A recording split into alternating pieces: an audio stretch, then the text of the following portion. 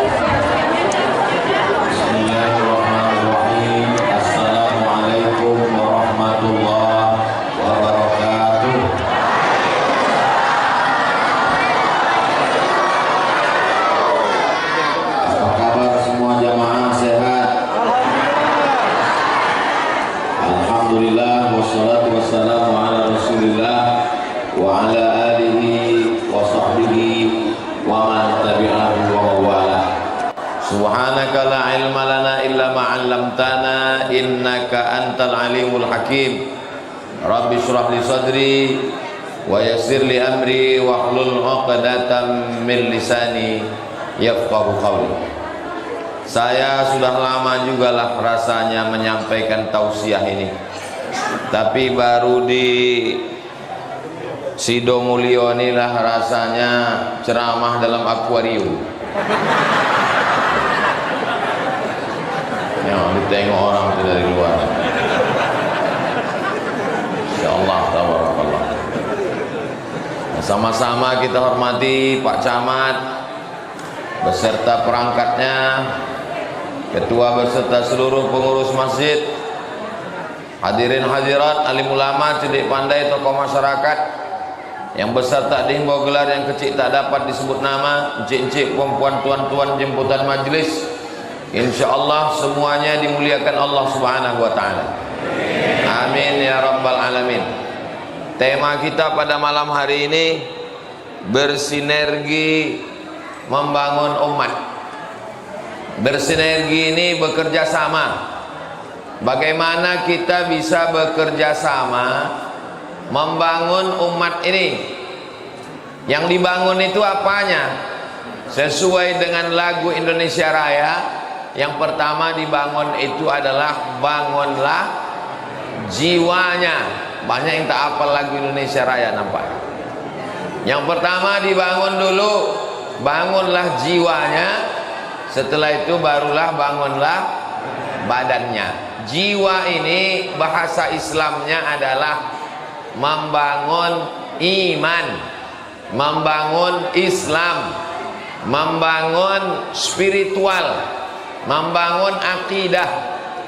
Jadi masjid-masjid dan musola yang ada di Sido Mulyo bersinergi, bekerja sama untuk membangun akidah anak-anak kita, supaya mereka dalam keadaan la ilaha illallah Muhammadur Rasulullah sallallahu alaihi wasallam. Itu dulu, itu pokok pangkal yang pertama. Karena kalau selamat di akidahnya, yang lain mengikut insyaallah. Jadi masjid-masjid yang ada di Sido Mulyo yang tergabung dalam Ikatan Keluarga Masjid dan Musola ini mesti membuat program-program untuk anak-anak dan anak muda.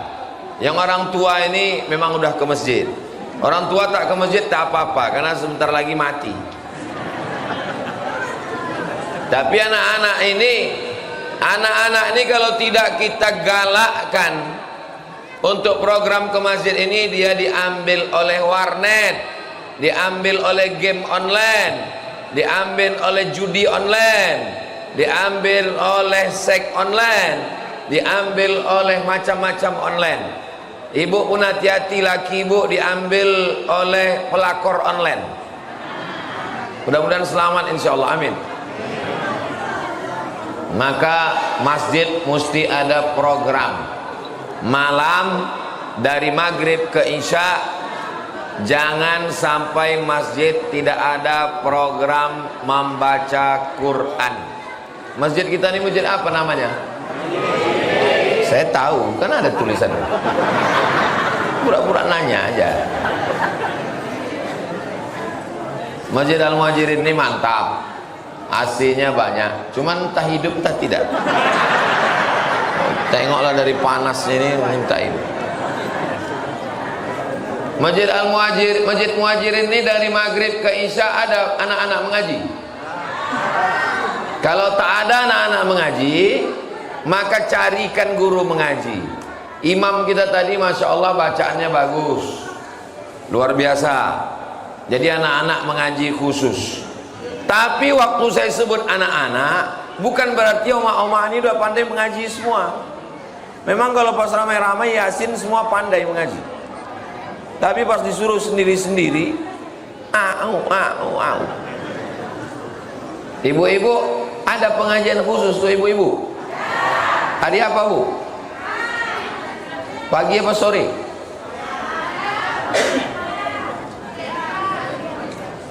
Anak-anak dari maghrib ke isya wajib, otomatis dia sholatnya 2 kali berjamaah, maghrib berjamaah, isya berjamaah. Ibu-ibu, kalau di tempat saya, ibu-ibu saya khususkan sore habis asar baca Yasin, Fatihah, Qul huwallah, Rabbil falak, Rabbin nas, pangkal Al-Baqarah, ayat kursi, ujung Al-Baqarah, tahlil la ilaha illallah, berdoa, habis itu baru pengajian. Jumat pertama akidah sifat 20, wujud qidam baqa mukhalafatu lil hawadisi qiyamuhu binafsihi wahdaniyah qudrat iradat ilmun hayat sama basar kalam. Pekan kedua hadis, saya yang mengajar. Pekan ketiga akidah. Pekan pertama akidah, kedua hadis, ketiga akhlak, keempat fikih, yang kelima baru tahsin, memperbaiki bacaan Al-Quran. Jadi yang masjid-masjid di perumahan Sidomulyo, Perumnas yang sudah ada dari maghrib ke isya ini tolong diteruskan. Siap Bapak Ibu menyuruh anak-anaknya ke masjid? Saya tanya sekali lagi, siap Bapak Ibu membawa anak-anaknya ke masjid? Ini janjinya udah diikrarkan dalam masjid. Jangan ada dusta di antara kita. Tapi walaupun kita sedang mengaji, itu kresek itu diisi juga. Yang pura-pura khusyuk, nampak lalu isi juga. Yang isi 2000 masuk surga, cuman agak lama sedikit. Bapak Ibu yang dimuliakan Allah Subhanahu wa taala, anak-anak ini kalau tidak kita bawa mengaji ke masjid, seandainya dia tempat agak sesat, mabuk-mabuk dia, sakau-sakau dia, karena pergaulannya di kuliah di kampus, tapi nanti di hari tuanya dia akan kembali ke masjid karena kita sudah meninggalkan kenangan. Ini anak-anak ini yang di jendela juga, tengok tuh anak-anak. Ini omak-omak pula ada. Hai guys. Anak-anak inilah yang akan. Bapak Ibu jamin bahwa Masjid Muhajirin ini masih ada orang sholat 50 tahun lagi? Jamin. Saya yakin 50 tahun lagi masih tetap ada tablik akbar di sini. Dari mana Ustadz yakin? Anak-anak inilah yang akan menghidupkan masjid ini insya Allah. Sampai suara saya keluar, dengar kalian? Suara kalian tak ku dengar. Bapak Ibu yang dimuliakan Allah Subhanahu wa taala, jangan bangga dengan masjid yang besar, karena di Andalusia masjid besar sekarang jadi museum, tak boleh orang sholat di dalam. Jangan bangga dengan kota mayoritas muslim, dulu juga muslim, betapa 700 tahun di Andalusia. Andalusia itu di mana Pak Ustadz? Real Madrid, Barcelona, Spanyol. Ada orang Islam di situ, tapi masjid sudah sempat dirubah menjadi museum. Zaman siapa itu perubahan? Ratu Isabella. Siapa namanya? Isabella. Isabella ini memaksa, kalau mau tetap di Spanyol kau mesti murtad. Kalau mau tetap tinggal di Spanyol, murtad kalian. Begitulah hebatnya kekuasaan politik. Belajar dari Spanyol. Politik kekuasaan kalau dipegang orang tidak seakidah. Tuh contohnya. Toleransi, toleransi, toleransi. Macam tak paham kita toleransi. Orang Riau inilah orang yang paling bertoleransi. Betul? Mana buktinya? Kalau dibilang orang Riau ini paling bertoleransi, mana buktinya? Kasih saya 3 contoh toleransi orang Riau. Mana yang anak muda? Aduh, anak muda. Kasih saya contoh 3 toleransi orang Riau. Itu. Kasih saya contoh 3 toleransi orang Riau. Di dekat airport ada tempat ibadah orang Hindu. Apa namanya?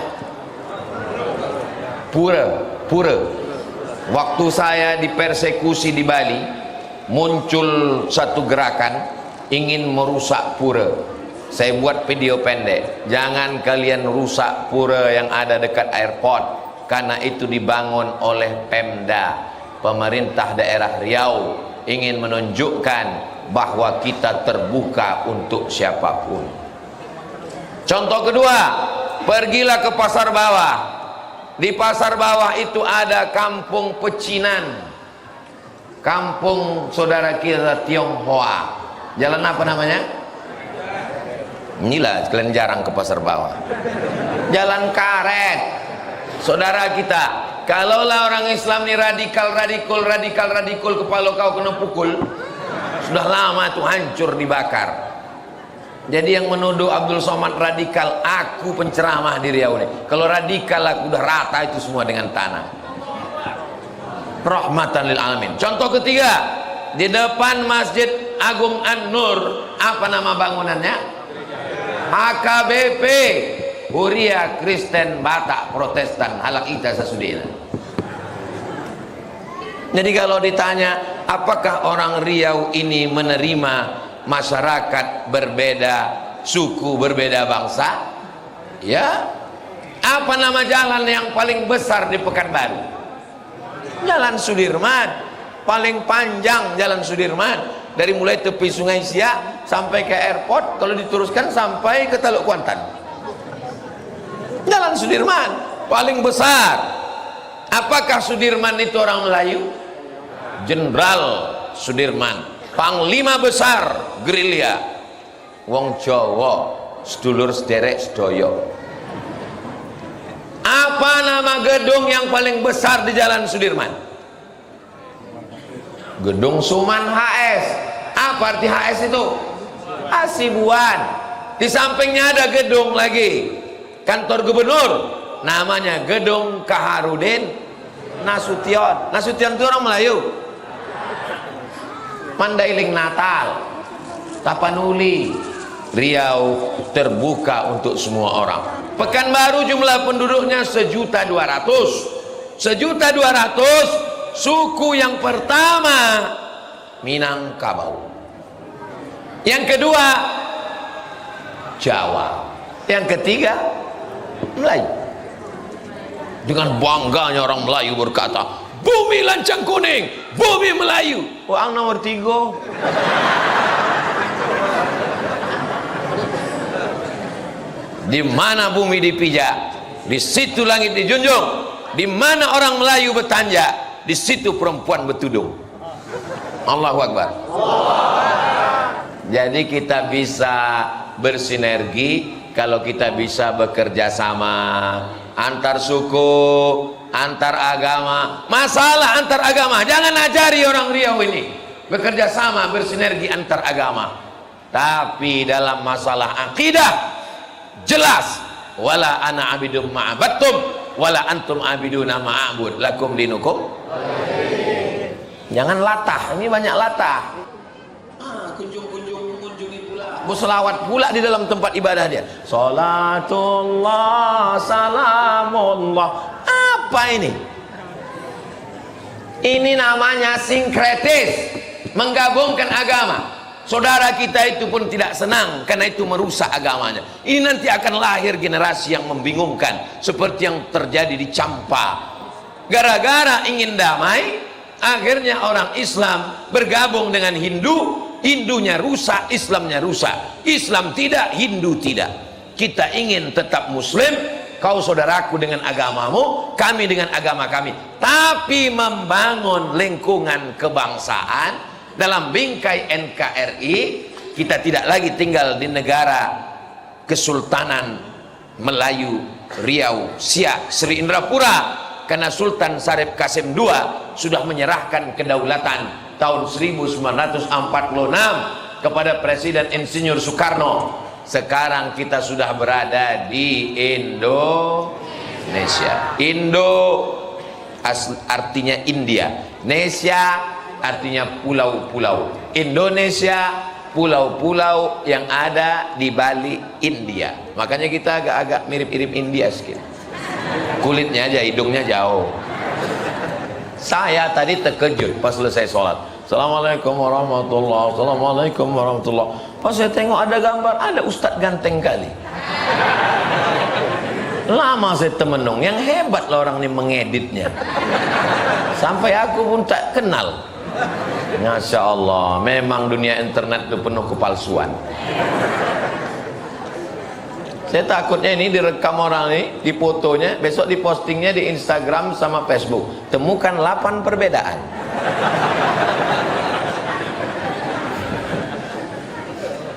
Siap jaga persatuan? Ya. Kalau beda agama di Pekanbaru, di Riau kita bisa menjaga persatuan, apalagi sesama masjid dan musola.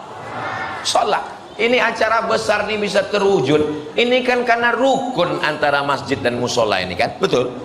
Walaupun penetapan masjid ini memang agak lama juga saya dengar musyawarahnya. Saking cintanya masjid-masjid ini. Setiap masjid nih katanya Ustadz Somad mesti ke masjid saya, Ustadz Somad mesti ke masjid saya. Sedangkan jadwal Ustadz Somad ini 1 bulan untuk Pekanbaru cuma 5 titik. Khutbah Jumat, Jumat sore, malam Sabtu, Sabtu subuh, Sabtu siang. Yang mau diisi ini 1000 masjid di Pekanbaru. 1 bulan jatahnya cuma 5. Berarti 1 tahun cuma berapa itu? 60 masjid. Kalau saya isi ini 2 gondangnya. Kalau tak saya berhenti, masjid ini berhenti. Alhamdulillah, bersatu musola dan masjid Sidomulyo, dipilihlah Masjid Muhajirin. Kenapa Masjid Muhajirin ini yang lulus? Saya yakin dan percaya karena dilihat dari sarana prasana, memang Masjid Muhajirin yang paling bagus mungkin. Karena saya belum juga nampak masjid yang lain. Sound sistemnya bagus, kaligrafinya bagus, AC-nya, kipasnya bagus, atapnya bagus, ada daftar keuangannya lengkap, walaupun belum ada duit masuk nampaknya. Ya, belum ada duit keuangan masuk. Ada pula lapor keuangan anak yatim, fakir miskin, suara imamnya bagus, kaligrafinya cantik. Jadi mudah-mudahan masjid-masjid lain ambil contoh Masjid Muhajirin ini, insya Allah. Ada sekolah MDA-nya. Nah, ini penting. Jangan masjid itu hanya sekedar subuh, zuhur, asar, maghrib, isya. Anak-anak sekolah di mana? Jadi kalau membangun masjid ke depan, siapkan tanah lapang, tanah kosong, supaya ada anak-anak sekolah MDA. Tapi anak sekolah MDA, alah nasib MDA sekarang, hidup segan mati tak mau, macam kerakap tumbuh di batu. Tapi mau menghidupkan MDA ini mudah saja. Buatkan perda, peraturan daerah.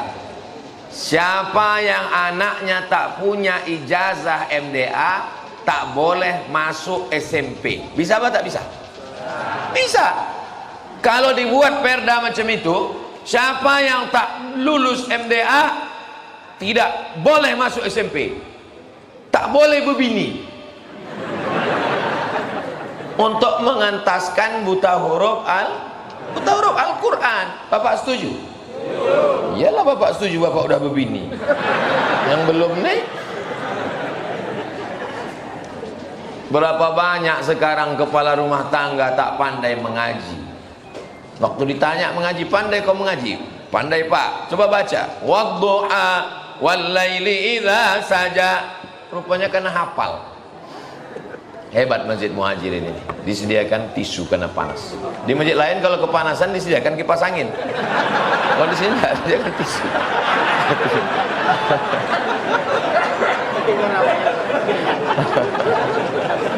Bapak Ibu yang dimuliakan Allah, ada pula pengawalnya sebelah kanan. Pengawal pun kepanasan pergi pula ke belakang mencari kipas angin.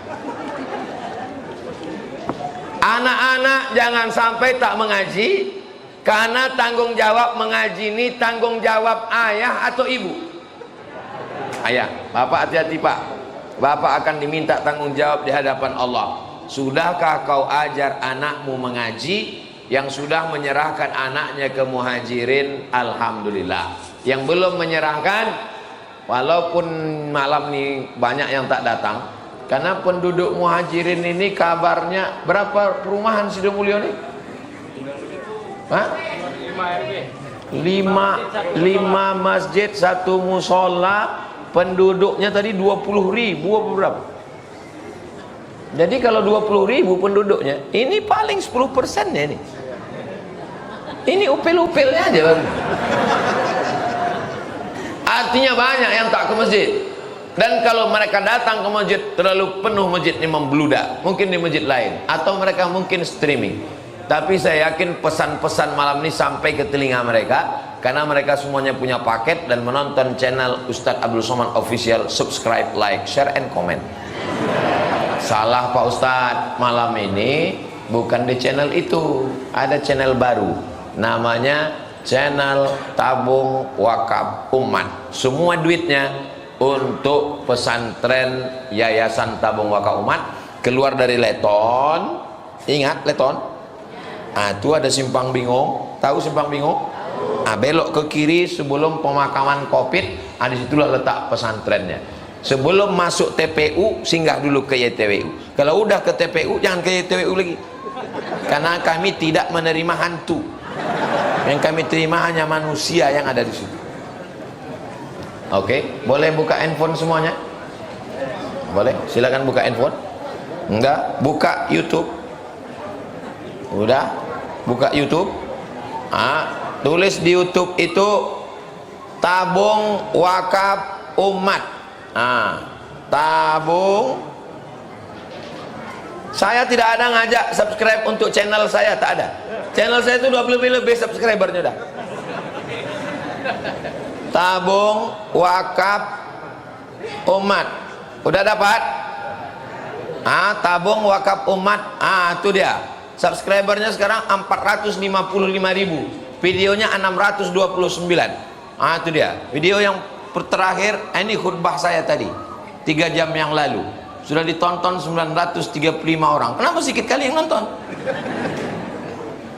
Bagi yang belum subscribe, subscribe. Saya rupanya belum subscribe. Udah aku subscribe Ustaz. Ngajak orang subscribe, rupanya kita belum subscribe. Keuntungannya, duit dari TWU ini semuanya masuk. Jadi Bapak Ibu yang menonton channel ini otomatis sudah berinfak untuk Tabung Wakaf Umat. Tabung Wakaf Umat bukan punya Abdul Somad. Kalau mati Abdul Somad, mati Ustadz Al-Nob, entah mana di antara kami ini yang duluan, terserah Allah SWT. Kami tak ada meminta. Ustadz Al-Nob tak pernah berdoa, ya Allah matikan Ustadz Somad dulu, tak pernah. Saya pun tak pernah begitu. Kami selalu berharap bersama kami di YTWU mudah-mudahan bisa bertetangga di surga. Bapak-bapak ikut juga, cuman agak lama sedikit. Insya Allah kita bersama dengan Nabi Muhammad SAW.